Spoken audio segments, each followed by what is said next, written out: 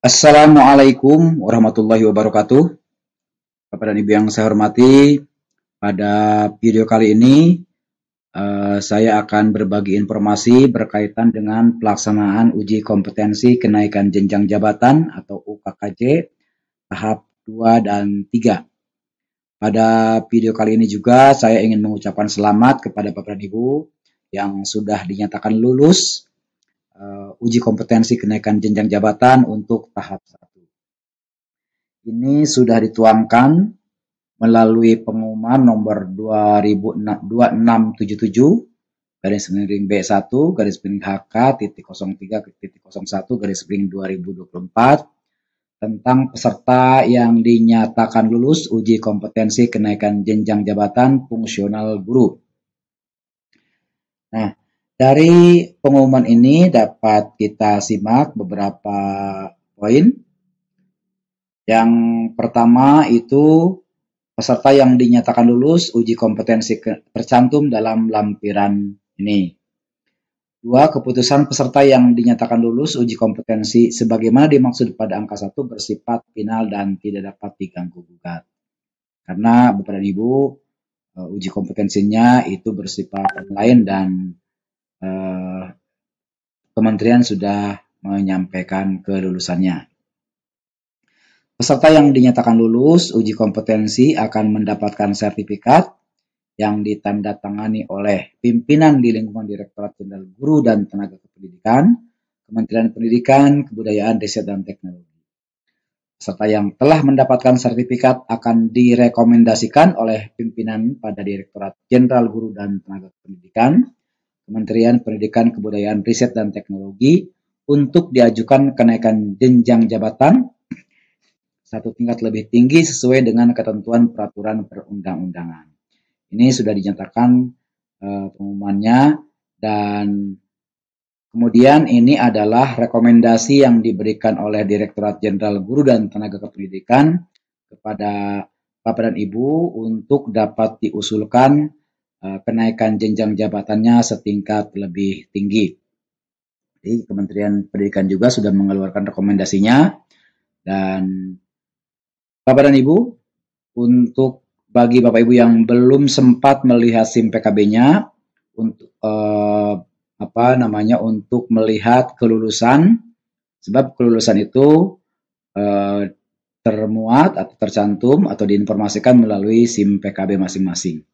Bapak dan Ibu, ketika kita buka SIM PKB, Bapak dan Ibu akan diberikan notifikasi bagi yang lulus selamat berdasarkan keputusan Direktur Jenderal Guru dan Tenaga Pendidikan nomor 2677 hasil uji kompetensi mengucapkan selamat, namanya tercantum, NIP-nya tercantum, juga nama sekolahnya tercantum. Bapak dan Ibu silakan unduh sertifikat uji kompetensinya melalui akun SIM PKB masing-masing. Nah, ketika Bapak Ibu masuk ke SIM PKB, di sini akan muncul selamat datang, selamat Anda lulus uji kompetensi guru pertama ke guru muda bagi yang 3B ke 3C. Nah, bagi yang 3D ke 4A uji kompetensi guru muda ke guru madya. Silakan Bapak Ibu unduh sertifikatnya dan persiapan untuk kenaikan pangkat atau kenaikan jenjang jabatan setingkat lebih tinggi. Siapkan berkas-berkasnya untuk diusulkan kenaikan jenjang jabatannya. Nah, bagi Bapak dan Ibu yang dinyatakan tidak lulus, ya, ketika masuk ke SIM PKB-nya muncul notifikasi, maaf Anda tidak lulus.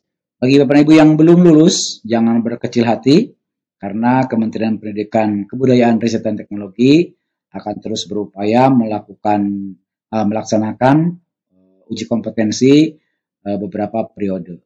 Untuk itu, Bapak Ibu perhatikan jadwalnya. Nah, jadwal untuk periode 1, 2, dan 3, di sini untuk periode 1 sudah disampaikan dan sudah diumumkan kelulusannya. Lalu bagaimana yang dinyatakan tidak lulus tadi?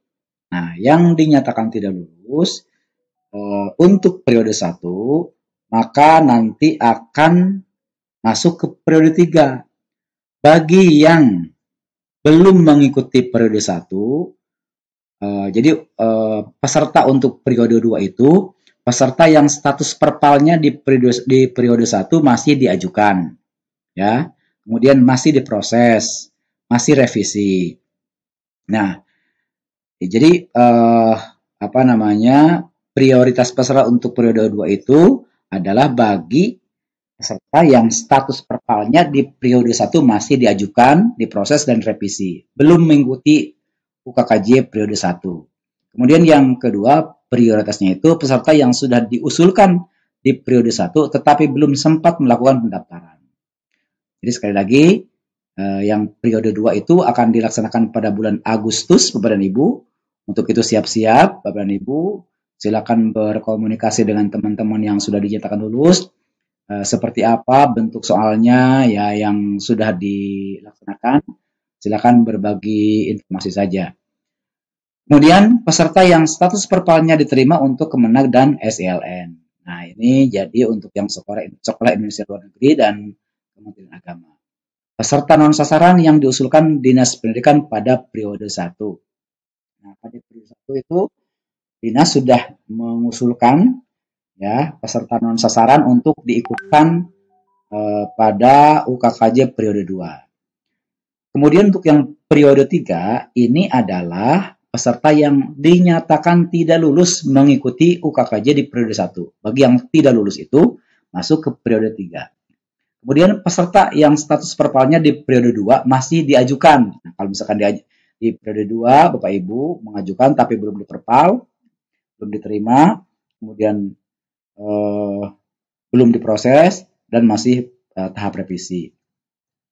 Peserta yang sudah diusulkan di periode 1 tetapi belum sempat melakukan pendaftaran di periode 2. Nah, ini Bapak Ibu ya yang akan diusulkan.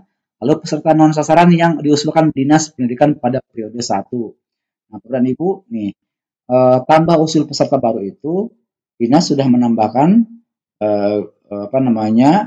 guru-guru yang sudah memenuhi persyaratan angka kreditnya dan diusulkan untuk menjadi peserta baru pada periode ketiga.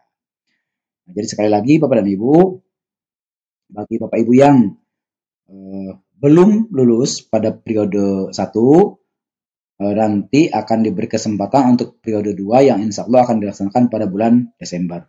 Bagi Bapak Ibu yang masih diproses, belum mengikuti periode 1, sudah diusulkan, kemudian statusnya masih diajukan, proses dan revisi, maka Bapak Ibu akan menjadi peserta pada periode 2. Demikian Bapak dan Ibu, informasi ini semoga bermanfaat dan bagi Bapak Ibu yang sudah dinyatakan memenuhi syarat pada pak konversinya yang sudah diintegrasi pada Simpakin maupun disepakati, mohon untuk persiapan mengikuti UKKJ pada periode 2 dan 3.